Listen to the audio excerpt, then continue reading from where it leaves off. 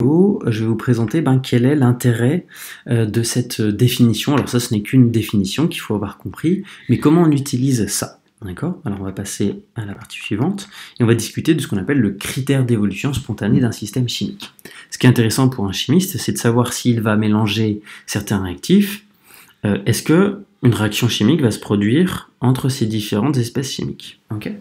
Alors, ce qui l'intéresse, c'est de savoir si une réaction chimique va se produire, et surtout, dans quel sens. Parce que parfois, vous avez plein d'espèces chimiques, et donc la réaction peut se produire dans le sens qu'on appelle sens direct, et le sens indirect. Okay.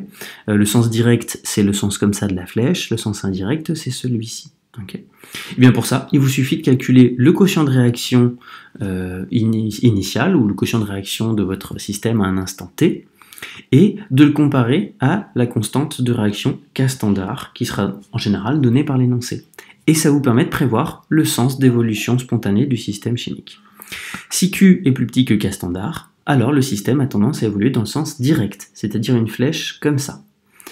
Si Q est plus grand que K standard, alors le système va évoluer dans le sens indirect, c'est-à-dire qu'une partie des produits vont réagir ensemble pour redonner des réactifs. Et je vous rappelle, si Q est égal à K standard, ça veut dire que vous êtes en fait à l'équilibre chimique et la composition du système chimique n'évolue plus. Okay. On peut représenter ça par un schéma, simplement en fonction de la valeur de Q, le quotient de réaction.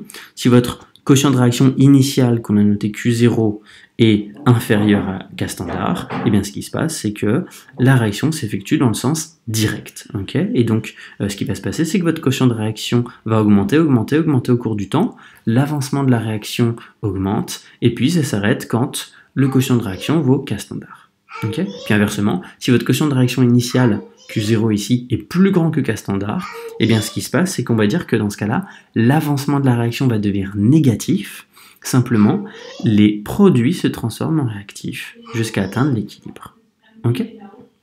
Alors, vous avez sur votre feuille marqué exemple d'application. Ici, c'est application numéro 3, justement pour voir si vous avez compris cette idée-là, où on vous fait étudier toujours la même transformation chimique, la molécule de HCOO- qui réagit avec du HNO2, okay, pour donner du HCOOH plus du NO2-. Eh bien, si vous mettez toutes les espèces chimiques dans un bécher initialement présent, dissous en solution, okay, eh bien, vous vous dites, ok, est-ce que la réaction va se produire dans le sens direct ou dans le sens indirect? Pour ça, je vous fais étudier 3 cas en fonction des valeurs des concentrations initiales. Okay.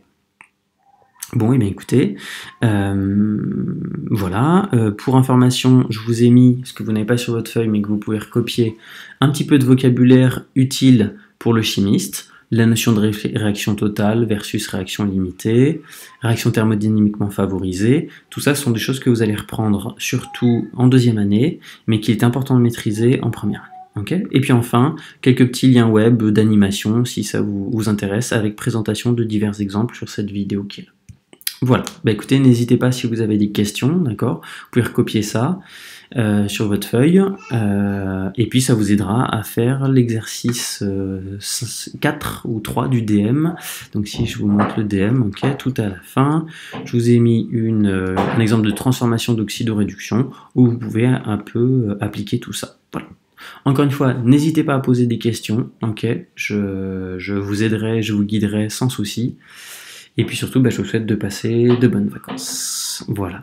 Allez, à très bientôt.